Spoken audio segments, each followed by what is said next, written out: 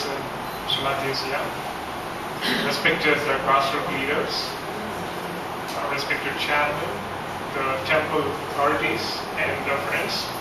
It's truly an honor for me to be here today in the midst of this distinguished guests and to be able to talk about the glory of Hinduism in the context of this festival.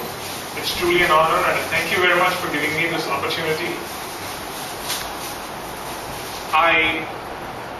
I'm here today because of the boundless blessings and grace of my spiritual master, His Holiness Shri Shri Muralidhara Swamiji, and I thank him for that too.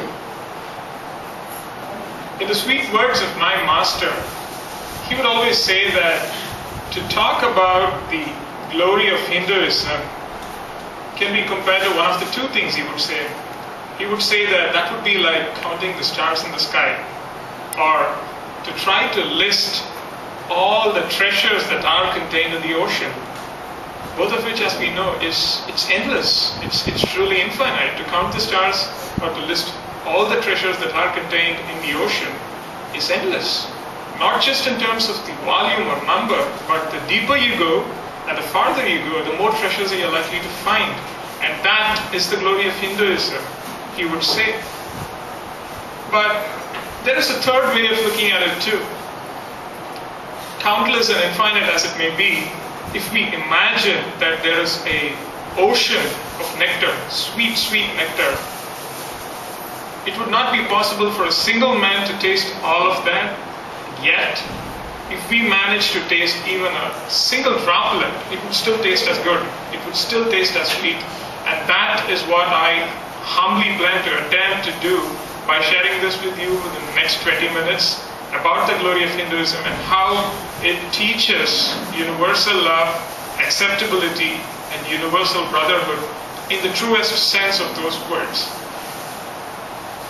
If we for a moment mentally step out of this hall and look at this wide world, this beautiful world that God has created, what is the one thing that strikes us most, and what is the one thing that seems to be the common factor, the unifying common factor to all living forms?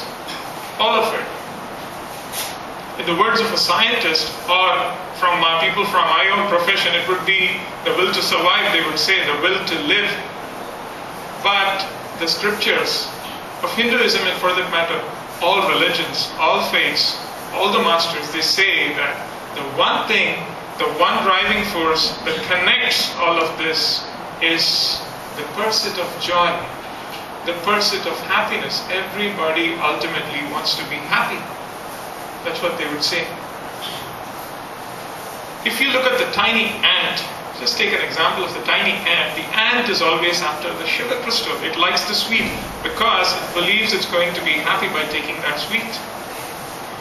And if you take the honeybees, they know exactly which flower contains the sweetest honey, because they are after that honey all the time, because that honey is ultimately going to give happiness to that little honeybee. And this can be said of any insect, any bird, any animal, and all the way up to this most evolved, wonderful, sophisticated, and fortunate creation of God, namely human beings. Because that is what we are after too. The one thing that we seek in everything that we do all through life is we want to be happy ultimately. We all want to experience that joy. So that pursuit of joy, that pursuit of happiness is what unites all of us, and that happens to be the core principle of Hinduism itself. The one thing it teaches us to do is to look for that happiness in the right place. And when I say right place, it does not mean there is a wrong place, but it teaches you to look for joy in that real sense. Because when we say joy, automatically, consciously or unconsciously, we have two things in mind. I'm not sure if anybody gave a thought to that. The two things that we want always is that joy should be continuous. We do not want joy for some time and then it stops and then it becomes sorrow. Nobody wants that. You want to be happy all the time. You want that joy to be everlasting. And the other thing that you want is, you do not want the joy to be mixed with even an iota of sorrow.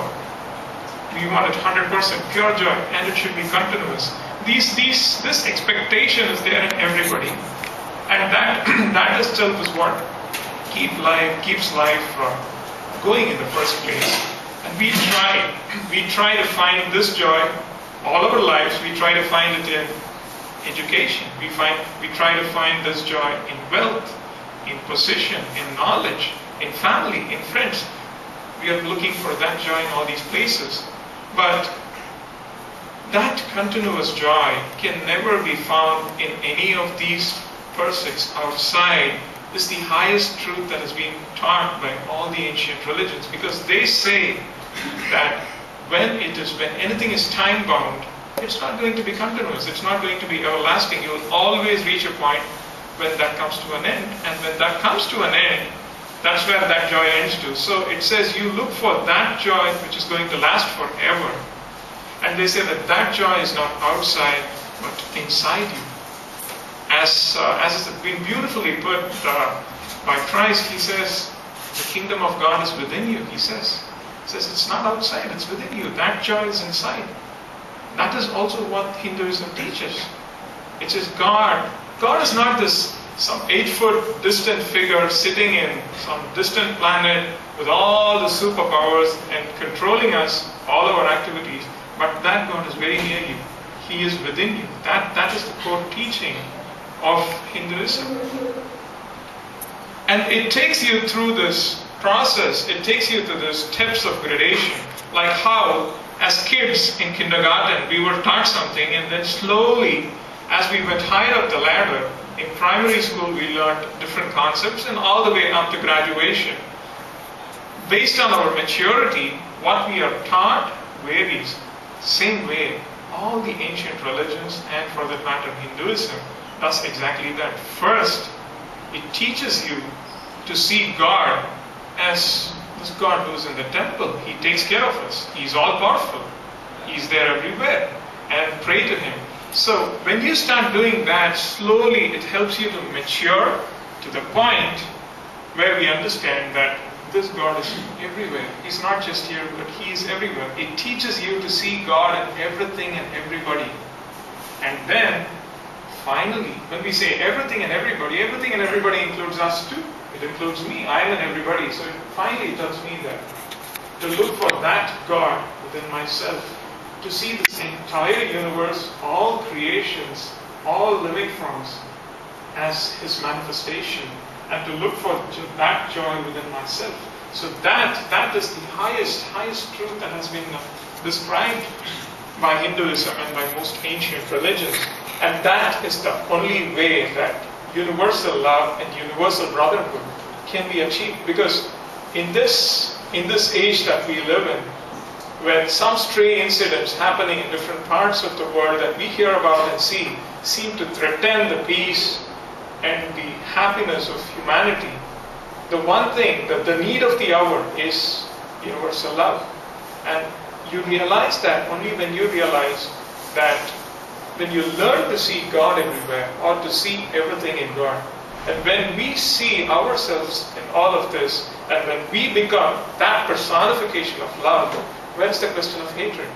Where's the question of intolerance? Where's the question of violence? So that universal love, that universal brotherhood is the core concept that is taught by this ancient religion, by all the great sages and saints, and that happens to be the beauty of this Hindu religion. As a student of modern science, the kind of education that I had, the training that I had, I was raised to believe, or I believed at some point, that religion and science are opposites. That was my belief. When all through school and college, I always thought that if one is towards the west, the other is towards the east. They are opposites. For some reason, that's what I thought. The truth came staring at my face